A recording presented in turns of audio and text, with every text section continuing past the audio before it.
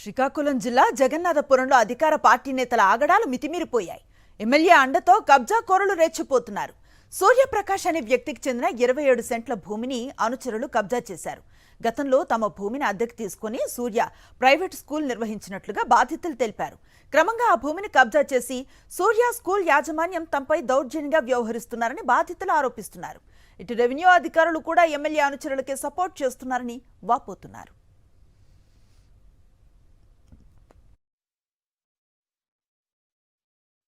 ఈ ప్రస్తుతం వెనక కనిపిస్తున్నటువంటి సూర్య స్కూలు సైట్ ఏదైతే ఉందో దాని యజమానులం మేమే.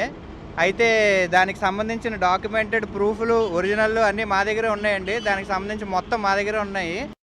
ఈ ప్రస్తుతం వెనక కనిపిస్తున్నటువంటి సూర్య స్కూలు సైట్ ఏదైతే ఉందో దాని యజమానులం మేమే.